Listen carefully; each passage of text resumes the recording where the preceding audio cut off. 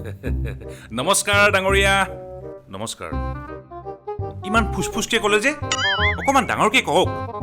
ৰ'ব ৰ'ব ৰ'ব আকৌ দেই। নমস্কাৰ ডাঙৰীয়া। নমস্কাৰ নমস্কাৰ।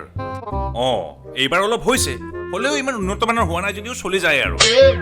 আপুনি দেখিছোঁ মানুহজন বৰ কনজুচ। মাইণ্ড ইউৰ লেংগুৱেজ। কি কথা কয় আপুনি? বাদ দিয়ক সেইবোৰ কথা। আচল কথাটো হ'ল সুখ বুজিছে। সোধক কিয়? কিয়? ইমান জোৰকে সুধিছে যেতিয়া কওঁ বাৰু। ওচৰৰে ল'ৰা দুজনে চাকৰি পালে বুজিছে। সম্পৰ্কীয় ভাইয়ে হয়। পঢ়া শুনাত ভাল, কিন্তু পইচা পাতি একেবাৰেই নাই। মইহে মাজে সময়ে পইচা পাতি দি সহায় কৰি থাকোঁ। চাকৰি পালে বুজিছে, ঘোচ নিদিয়াকে। কম ডাঙৰ কথা নে? হয়, বৰ ভাল লাগিল শুনি। আচল কথাটো হ'ল চৰকাৰে এমখা ধৰি নি জেলত সোমোৱাই থৈছে যে। এতিয়া ঘোচখোৰবোৰে ভয়ত পেপুৱা লাগি আছে। পইচা ল'লেই জেল। বাৰু আপুনি জেলত গৈ পাইছেনে? কি কয়হে? মোক দেখিলে চোৰ যেন লাগে নেকি? কি কয়হে? চোৰহে জেললৈ যায় নেকি? বেলেগ মানুহ নাযায়? আৰু কোন কোন ভাল মানুহ জেললৈ যায় কওকচোন? অৱশ্যে MLA মিনিষ্টাৰবোৰ যায় মাজে মাজে।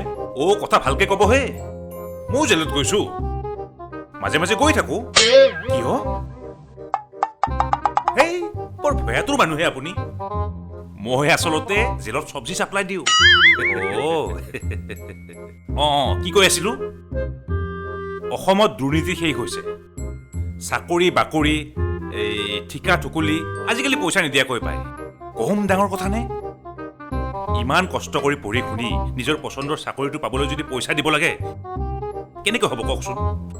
এতিয়া পঢ়ক, কষ্ট কৰক, চাকৰি পাওক, চিম্পুল। হয়, চৰকাৰে ভাল কামেই কৰিছে। এই দুৰ্নীতি কৰাবোৰক জেলত ভৰাই ভাল কামেই কৰিছে। এতিয়াহে মাতটো ডাঙৰকৈ ওলাইছে। আপুনিও পাৰিলে পইচা পাতি নাখাব, নহ'লে কেতিয়া জেলৰ ভাত খাব লাগে ঠিক নাই। পাছত আকৌ নক'ব আগতে মই নকলো বুলি। কিয় মোক দেখিলে চোৰ যেন লাগে নেকি? মিছা ক'লে কিডাল হ'ব? চেহেৰাটোত আছে অলপ। ভালকৈ থাকিব বুজিছে। নহ'লে জেলতে লগ পাম দিয়ক। কি আপুনি দেখিছোন মানুহজন বৰ কনজুচ। ভালকে গালিটোও পাৰিব নোৱাৰে।